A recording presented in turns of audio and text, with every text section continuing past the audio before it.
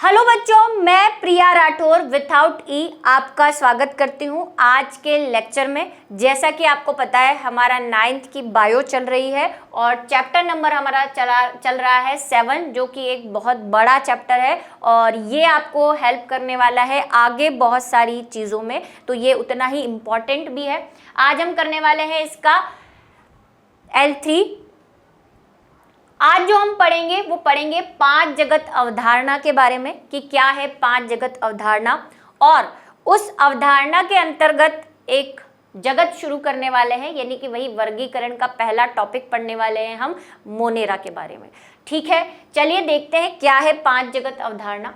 तो जैसा कि हमने पहले डिस्कस किया था कि जंतुओं को या एनिमल और प्लांट को, जितने भी सजीव हमारे पास है उसमें बहुत सारी विभिन्नताएं हैं और उन विभिन्नताओं को अच्छे से स्टडी करने के लिए हमने उनको छोटे छोटे ग्रुप्स में बांट रखा है। ठीक है, जिसको हमने लास्ट वाले में जो है पढ़ा था कि हमने हायरार्की सिस्टम में बांटा हुआ है उनको, यानी कि पदानुक्रम में बांटा हुआ है। और सबसे पहला पदानुक्रम हमने पढ़ा था कि उसमें जगत है। ठीक है, जगत के बाद संघ, फिर वर्ग और इसी तरह हम जाति तक पहुंचते हैं। ये पिछली क्लास में हमने पढ़ा था और उसे अच्छे से समझाने की कोशिश भी की थी मैंने आपको, क्योंकि आगे तक आपको इसमें दिक्कत ना आए। अब बात करते हैं कि ये जगत जो है वो मैंने कहा था हर चीज में बहुत सारे हैं, वर्ग भी बहुत सारे हैं, जगत भी बहुत सारे हैं, संघ भी बहुत सारे हैं। ठीक है, तो अभी क्या करना है हमें, जो एक साइंटिस्ट थे उन्होंने क्या किया, सबसे पहले जगत को यानी कि जीवों को अलग अलग चीजों में क्लासिफाई किया, यानी वर्गीकृत किया, और आज तक हम उन्हीं के वर्गीकरण को फॉलो करते आ रहे हैं और आगे भी हम जो वर्गीकरण पढ़ेंगे वो उन्हीं के इस 5 जगत अवधारणा पर ही आधारित रहेगा। ठीक है, तो सबसे पहली बात हम करते हैं कि ये 5 जगत अवधारणा क्या है। तो एक साइंटिस्ट थे जिनका नाम था W.H. व्हीटेकर। उन्होंने पूरे जितने भी प्लांट और एनिमल, बैक्टीरिया, वायरस, यानी कि जो भी सजीव है उनको 5 ग्रुप में बांटा था और इन 5 को उन्होंने जगत नाम दिया था, क्योंकि पहले हायरार्की सिस्टम में हम पढ़ते हैं कि जगत सबसे पहले आता है, तो 5 जगतों में उसे बांटा था। यह W.H. व्हीटेकर द्वारा दी गई थी, यानी कि 5 जगत अवधारणा जैसा कि मैंने आपको बताया सबसे पहले किसने दी थी, W.H. व्हीटेकर नाम के एक साइंटिस्ट थे, उन्होंने दी थी। उससे पहले भी कई साइंटिस्ट आए, अरस्तु वगैरह, लेकिन क्योंकि आपकी बुक में उनके बारे में नहीं है इसलिए हम नहीं पढ़ेंगे। जब आप आगे बायो लेंगे और क्लास 11-12 में जाएंगे तब आपको इसके बारे में जानने को मिलेगा कि और भी बहुत साइंटिस्ट थे जिन्होंने अलग अलग ग्रुप में बांटा था, लेकिन सबसे सक्सेसफुल जो था वो कौन सा था, W.H. व्हीटेकर का 5 जगत अवधारणा, जिसको हम क्या कहते हैं, 5 किंगडम क्लासिफिकेशन भी कहते हैं। इन्होंने सजीवों को 5 जगतों में बांटा था और वो 5 जगत क्या है वो हम अभी देखेंगे कि वो 5 जगत कौन कौन से थे। ठीक है, लेकिन उनका बेस क्या था, यानी कि इन 5 जगतों में बांटने का आधार क्या था, तो उसके बारे में हम थोड़ा सा पहले पढ़ चुके हैं कि आधार वही रहेंगे जो हम पहले पढ़कर आए हैं। एक तो कोशिका की कैसी कोशिका थी उनमें, एक कोशिकीय, बहुकोशिकीय। फिर उसके बाद हम देखेंगे कि उनमें पोषण कैसा था, फिर उनका संगठन कैसा था, यानी कि अंग थे, अंग तंत्र थे, क्या था, इन सब चीजों के बारे में पढ़ते हुए केंद्रक कैसा था उनमें, प्रोकैरियोटिक थे या यूकैरियोटिक थे, ये सारी चीजों को आधार रखते हुए, जनन को आधार रखते हुए उन्होंने क्या किया है, क्लासिफिकेशन किया हुआ है, यानी कि वर्गीकरण किया हुआ है। तो एक बार हम व्हीटेकर का 5 जगत अवधारणा पढ़े, उससे पहले आपकी बुक में एक टेबल दे रखी है, उस टेबल को हम देख लेते हैं कि वो कैसे क्लासिफिकेशन किया हुआ है और किस बेस पे हम क्लासिफिकेशन करते हैं। तो सबसे पहले हम जीवों को 2 कैटेगरी में बांटते हैं कोशिका के अनुसार, और वो 2 कैटेगरी हमने देखी थी कि एक तो हम बांटते हैं प्रोकैरियोट में, जिसको हम असीम केंद्री भी कहते हैं हिंदी में, और दूसरा हम बांटते हैं यूकैरियोट में।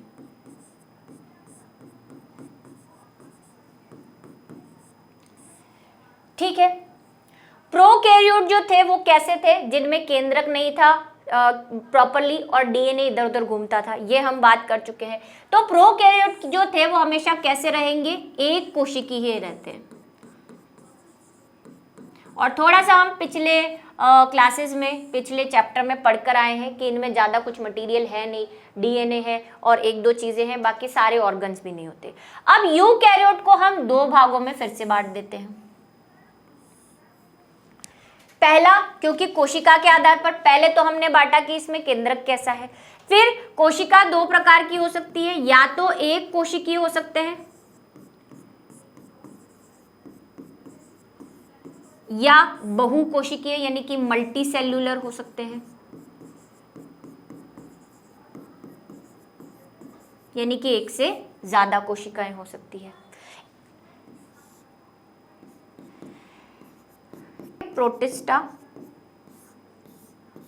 जो कि एक कोशिकीय यूकैरियोट होते हैं, इसके अंदर फिर से हम अलग दो क्लास में डिवाइड कर देंगे इसको। एक बोल देंगे हम कोशिका भित्ति सहित और एक आ जाएंगे कोशिका भित्ति रहित।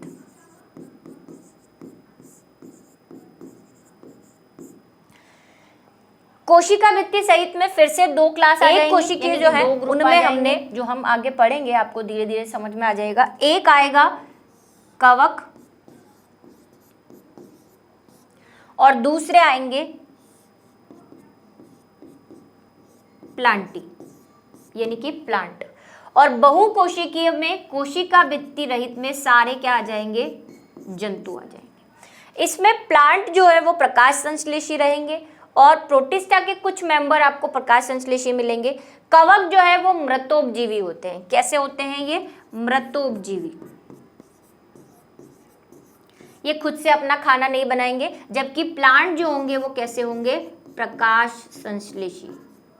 तो भोजन के आधार पर भी आप देख सकते हैं कि ये कितने प्रकार के हैं। ठीक है, ये क्लासिफिकेशन है। अब इसमें प्रोकैरियोट में हम पढ़ने वाले हैं मोनेरा। तो पहला जगत, 5 जगत हो गए, पहला, दूसरा प्रोटिस्टा, तीसरा कवक, चौथा प्लांटी और 5वां जंतु यानी कि एनिमेलिया। ये 5 जगत हम पढ़ने वाले हैं और आज हम शुरू करने वाले हैं मोनेरा को, यानी कि फर्स्ट वाला जगत जो है हमारा उसको। मोनेरा जनरली अगर आप बैक्टीरिया की बात करते हैं तो सारे के सारे बैक्टीरिया जो है वो मोनेरा के अंतर्गत आते हैं, यानी मोनेरा किंगडम के अंतर्गत आते हैं। और आपको पता है कि वो बैक्टीरिया हमें दिखाई नहीं देते नेक्ड आई से, मतलब ये सूक्ष्म जीवी है। तो शुरुआत जो हम करने वाले हैं वो सबसे छोटे जीवों से करने वाले हैं। जीवधारी प्रमुख रूप से एक कोशिकीय होते हैं, मतलब ये कैसे हैं, यूनिसेल्यूलर है।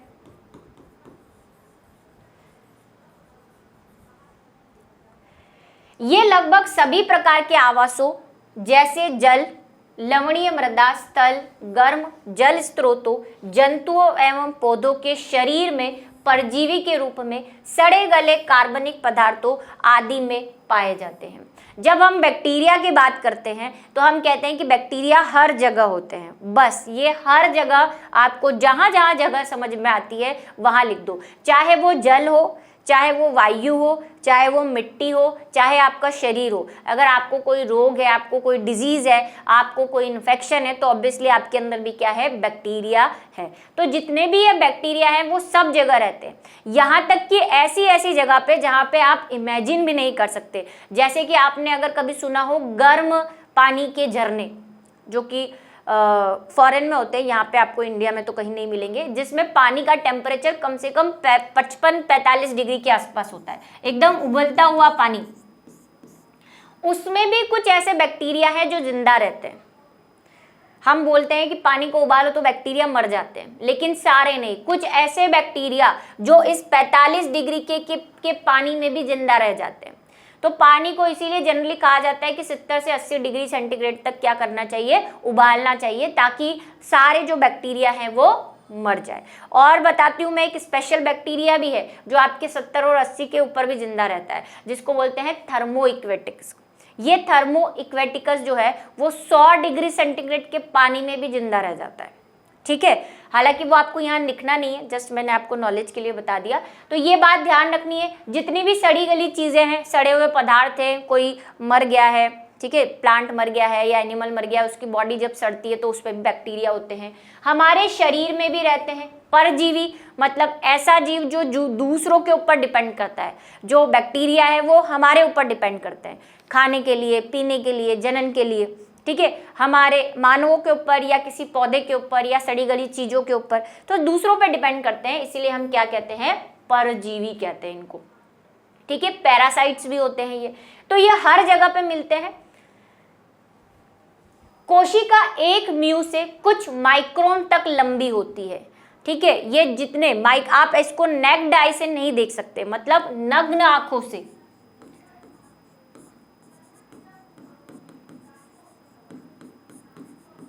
नहीं देख सकते आप।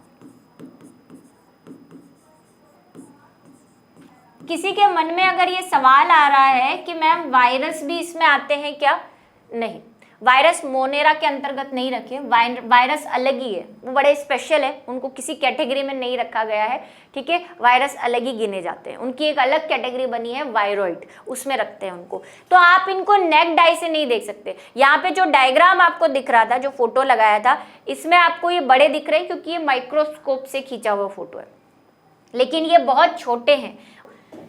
1 μm मतलब समझते हैं आप, 1 μm का मतलब होता है 10⁻⁻6 मीटर, मतलब 1 मीटर का भी 1 बटा कितने जीरो, 6 जीरो। ये वाला भाग तो आप सोच सकते हैं कितना छोटा है, ठीक है। इतने छोटे होते हैं ये, बहुत छोटे।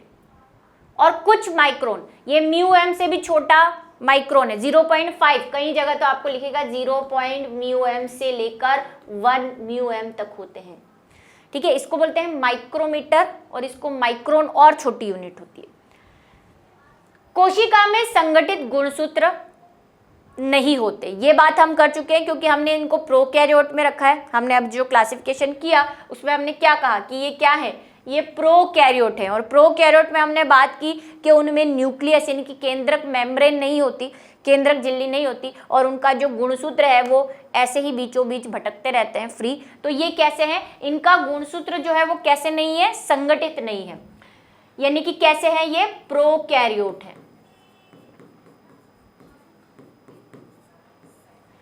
आनुवंशिक पदार्थ कोशिका द्रव में नग्न पड़ा रहता है। नग्न का मतलब वही नेक्ड, कोई कवरिंग नहीं है, कोई इनको कवर नहीं करा हुआ है, ऐसे खुले पड़े हुए हैं। जो मैंने आपको डायग्राम के थ्रू बताया भी था कि ये ऐसे, बस इनके बाहर कोई मेम्ब्रेन नहीं है।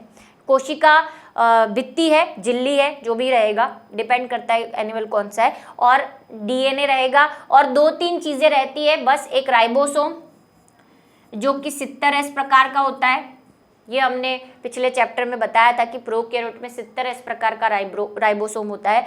कुछ रिक्तिकाएं हो सकती है, और माइटोकॉन्ड्रिया के नाम पे कई बार तो मीजोजोम ही होता है, माइटोकॉन्ड्रिया भी पूरा नहीं होता, ठीक है। तो माइटोकॉन्ड्रिया हो भी सकता है, नहीं भी, और जनरली मीजोजोम ही पाया जाता है, बैक्टीरिया में माइटोकॉन्ड्रिया नहीं होता, ठीक है। तो केंद्रक का अभाव होता है, अर्थात केंद्रक कला का अभाव होता है, मतलब इसके बाहर कोई कला नहीं है।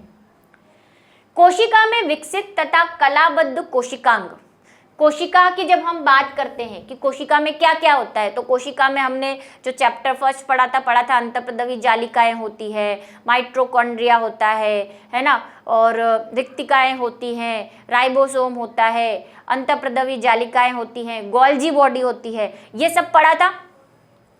इसमें कुछ भी नहीं है 1-2 चीजों के अलावा। कोशिका में विकसित कलाबद्ध कोशिकांग, कलाबद्ध कोशिकांग मतलब वही, क्योंकि हमने सारे कोशिकांग पढ़े हुए हैं, सेल के ऑर्गेनिज्म हमने सब में पढ़ा था कि सबके बाहर क्या होती है, झिल्ली होती है, कला होती है, चाहे अंतःप्रदवी जालिका हो, चाहे गोल्जी बॉडी हो, चाहे माइटोकॉन्ड्रिया हो, सबके बाहर मेम्ब्रेन होती है। तो ये मेम्ब्रेन वाले स्ट्रक्चर इसमें कुछ भी नहीं है, ना तो इनमें अंतःप्रदवी जालिका है, ना माइटोकॉन्ड्रिया है, ना गोल्जीकाय है, ना प्लास्टिड है, ना पेरोक्सिसोम है, ना लाइसोसोम है, कुछ भी नहीं है, आदि नहीं पाए जाते, ठीक है, कुछ भी नहीं मिलता इनको। इनमें कुछ एक दो स्पेशल चीजें अभी मैं बताऊंगी आपको क्या क्या होती है। इसमें 70 इस प्रकार के राइबोसोम पाए जाते हैं, ये बात मैंने कर दी। पोषण स्वपोषी तथा विषमपोषी प्रकार का होता है, मतलब ये क्या कर सकते हैं, या तो स्वपोषी हैं, इस ग्रुप के एक दो मेंबर जिसमें साइनोबैक्टीरिया भी आते हैं,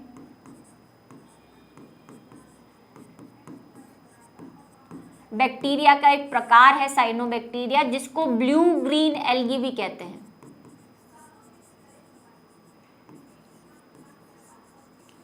ये जो होते हैं ये स्वपोषी होते हैं, मतलब ये क्या करते हैं, प्रकाश संश्लेषण की मदद से खाना बनाते हैं, ठीक है। और कुछ रासायनिक पोषी भी होते हैं जो प्रकाश से नहीं बनाते, लेकिन आसपास अगर उनको सल्फर मिल जाए, मीथेन मिल जाए, तो उसकी हेल्प से भी वो खाना बना लेते हैं, दूसरों पे डिपेंड नहीं करते, ठीक है। और दूसरे कैसे होंगे, विषमपोषी भी होते हैं, स्वपोषी भी है कुछ और कुछ विषमपोषी भी है, मतलब वही कि अपने खाने के लिए, अपनी चीजों के लिए दूसरे जीवों पे डिपेंडेंट है, उनसे अपना खाना पीना लेंगे, चाहे तो बीमारी फैलाकर या सड़ी हुई चीजों से खाना अवशोषित करके, ठीक है। तो ये है रासायनिक पदार्थों से ऊर्जा प्राप्त करने वाले जीव रासायनिक संश्लेषी कहलाते हैं। जो मैंने अभी कहा कि कुछ क्या करते हैं, अपने आसपास कुछ रसायन उनको मिल जाते हैं, जैसे मीथेन मिल गया है ना, सल्फर मिल गया, फास्फोरस मिल गया, तो ये उनसे भी अपना खाना बना लेते हैं। अब क्योंकि ये खाना कैसे बना रहे हैं, रसायनों से, तो इसलिए इनको क्या कह देंगे, रासायन संश्लेषी, कीमोसिंथेटिक। तथा प्रकाश ऊर्जा से प्राप्त करने वाले जीव को प्रकाश संश्लेषी कहते हैं, जैसा कि प्लांट करते हैं, लेकिन प्लांट इस ग्रुप में नहीं आते। मैंने आपसे कहा साइनोबैक्टीरिया, ये क्या है, प्रकाश संश्लेषी है। ये क्या करते हैं, प्रकाश संश्लेषण की मदद से भोजन बनाते हैं, जैसे पौधे बनाते हैं, लेकिन ये पौधे नहीं है, ठीक है, ये बैक्टीरिया है। ये लाइट, सनलाइट का यूज करके खाना बना लेते हैं। तो दो प्रकार के हो गए, स्वपोषी में भी फिर दो प्रकार के हो गए, एक तो रसायन से बनाने वाले रसायन पोषी और प्रकाश से बनाने वाले प्रकाश पोषी, और विषम पोषी तो है ही दूसरों पर डिपेंडेंट। विषम पोषी जीव परजीवी या मृतोपजीवी आदि हो सकते हैं। अब जो विषम पोषी है, यानी कि दूसरों से अपना खाना ले रहे हैं, वो क्या होंगे, वही किसी के शरीर में जाकर रहेंगे, वहाँ पे बीमारियां फैलाएंगे और उनके खाने से अपना खाना लेते रहेंगे, तो ऐसे जीवों को हम कह देते हैं परजीवी, ठीक है। और या फिर मृतोपजीवी, मृतोपजीवी का मतलब सेप्रोफाइट्स, जो सड़ी हुई चीज़ों पे, एनिमल सड़ गया है, प्लांट सड़ गया है, तो उस पर बैक्टीरिया आ जाते हैं, है ना, और उसको और ज़्यादा सड़ाने लगते हैं, फिर स्मेल आने लगती है, तो वहाँ से अपना खाना लेते हैं, जिसको हम सेप्रोबायोटिक या सेप्रोफाइट्स भी कहते हैं।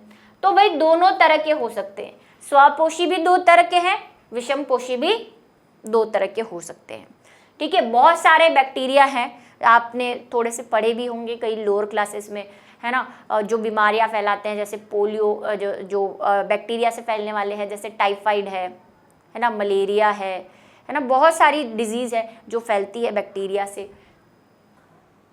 अब है कुछ मोनेरॉन्स नाइट्रोजन चक्र में महत्वपूर्ण भूमिका निभाते हैं। ये क्या है नाइट्रोजन चक्र, ये मैं आपको समझाती हूँ कि पौधे जो होते हैं ना, वायुमंडल में नाइट्रोजन है, कितने परसेंट नाइट्रोजन है, वायुमंडल में 98% नाइट्रोजन है, लेकिन पौधे वो नाइट्रोजन को खुद ब खुद नहीं ले सकते, जैसे कि कार्बन डाइऑक्साइड ले लेते हैं स्ट्रोमेटा से, है ना, रंध्रों से, ऑक्सीजन ले लेते हैं रंध्रों से, बाकी जल वगैरह जड़ों से ले लेते हैं, लेकिन नाइट्रोजन को वो डायरेक्टली नहीं ले पाते वायु से। अब उन्हें किसी की मदद की ज़रूरत होती है, तो उनकी मदद और मसीहा बनकर कौन आते हैं, ये हमारे वो जो साइनोबैक्टीरिया है ना, वो वाले जीवाणु। उसमें कुछ है, एक दो नाम अभी बताऊंगी मैं आपको, जैसे कि यहाँ पे एक फोटो दे रखा है, ये कौन है, ये नोस्टॉक है, नोस्टॉक। ये एक मोनेरा का ग्रुप का ही क्या है, बैक्टीरिया बोल सकते हो, हालांकि थोड़ा सा आप 11th में क्लासिफिकेशन जब पढ़ोगे तब बायो लोगे तो आपको पता चलेगा कि ये बैक्टीरिया भी नहीं है, ठीक है। चलो, तो ये क्या है, ये नोस्टॉक है, आपको दिख रहा है, इसमें कुछ स्पेशल कोशिकाएं होती है जो आपको पर्पल कलर की दिख रही है। आपको नाम वाम याद नहीं रखना है क्योंकि इतना आपके सिलेबस में नहीं है, बस आपको जस्ट दिखाने के लिए मैंने फोटो लगा दिया है। आपको ये वाला नाम याद रखना है, एक ये और एक होता है एनाबिना, ठीक है, एक और क्या होता है, एनाबिना। ये दो ऐसे हैं, ये क्या करते हैं, पौधों की जड़ों के अंदर रहते हैं मिट्टी के साथ, और क्या करते हैं, पौधों से, क्योंकि ये विषमपोषी है, इनको क्या चाहिए, खाना, तो ये पौधों की जड़ों से खाना पीना तो लेते रहते हैं, लेकिन प्लांट इनको कहता है कि भाई तू मेरे से सब कुछ लेता है, मेरे को भी कुछ दे। तो ये कहता है अच्छा मेरे को पता है कि तुम क्या नहीं कर सकते और वहां से नाइट्रोजन नहीं ले सकते, तो मेरे पास कुछ स्पेशल कोशिकाएं हैं जिनसे मैं तुम्हें नाइट्रोजन बना के, ये वाली नाइट्रोजन को तुम्हारे लायक नाइट्रोजन बना के दे दूंगा।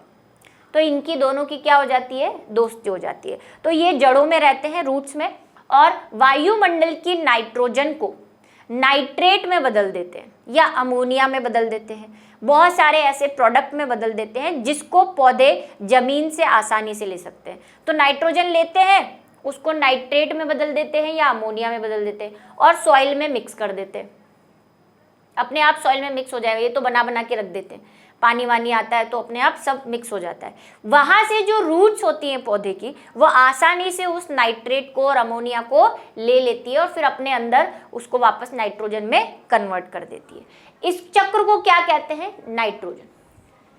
ठीक है, ऐसे ही जब पौधे मर जाते हैं तो उनके अंदर की नाइट्रोजन वापस मिट्टी में मिल जाएगी, लेकिन अगर हम बार बार वायुमंडल से नाइट्रोजन लेते ही रहेंगे तो नाइट्रोजन तो खत्म हो जाएगी, तो वापस देनी भी तो है। जैसे आपने जल चक्र के बारे में पढ़ा होगा कि जल का एक पर्टिकुलर चक्र चलता है जिससे बैलेंस बना रहता है, ऐसे नाइट्रोजन का भी चक्र चलता है।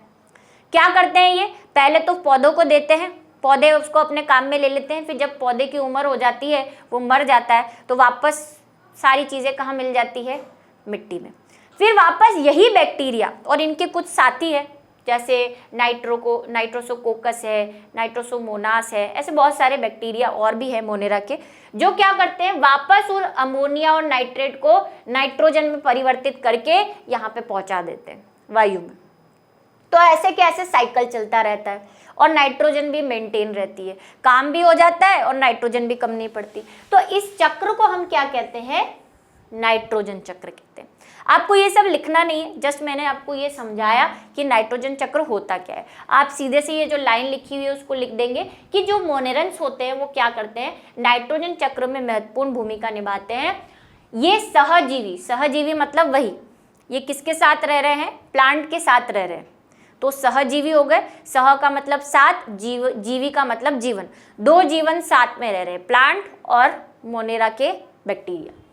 या स्वतंत्र जीवी भी हो सकते हैं, या तो ये रूट्स के साथ रह लें या ये खुले भी रहते हैं मिट्टी के अंदर। अगर इनकी किसी से सहजीवनता नहीं बैठती तो ये फ्री भी पड़े रहते हैं मिट्टी में और नाइट्रोजन फिक्सेशन करते रहते हैं। ठीक है, नाइट्रोजन चक्र चलाते रहते हैं। तो दोनों तरह के हो सकते हैं ये।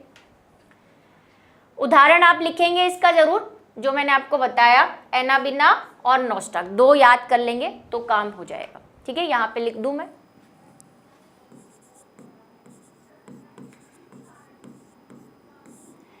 अब इन मोनेरा की जो है, ये आपको फोटो बनाओ तो देख लेना, एक जनरल हम पिक्चर बना लेते हैं।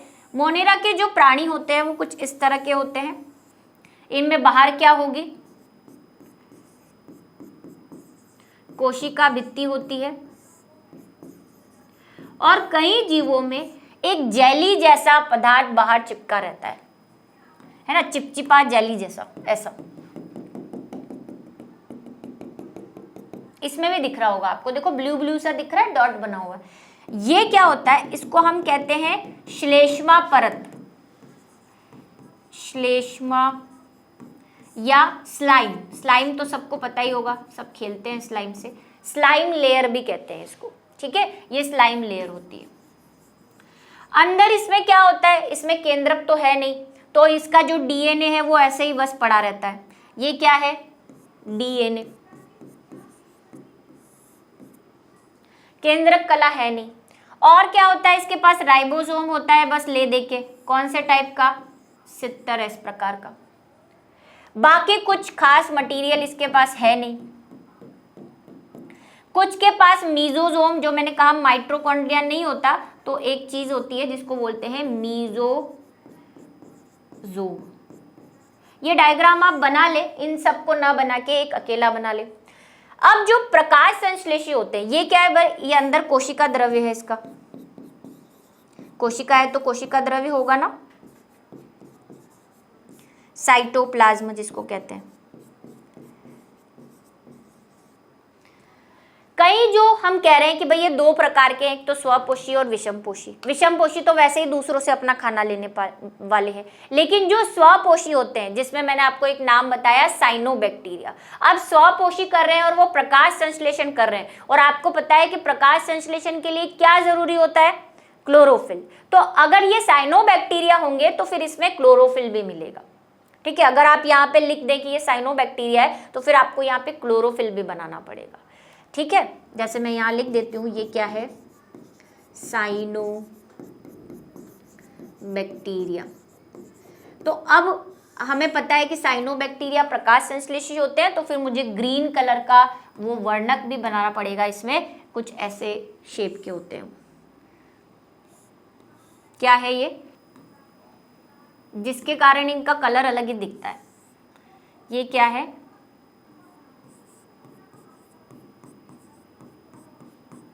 क्लोरोफिल। वैसे तो क्लोरोप्लास्ट होगा और उसके अंदर क्लोरोफिल होगा, ये हम पढ़ चुके हैं ना फर्स्ट वाले चैप्टर में जब हमने सेल पढ़ा था। ठीक है, और क्या होता है, कुछ बैक्टीरिया इसके ऐसे हैं जिनमें चलने मतलब ये ऐसे तो चलते नहीं है, तो पानी हवा में चलते हैं, तो गमन के लिए या जनन के लिए इनमें कुछ विशेष प्रकार के ऐसे लंबे बालों जैसी संरचनाएं पाई जाती है, ऐसी।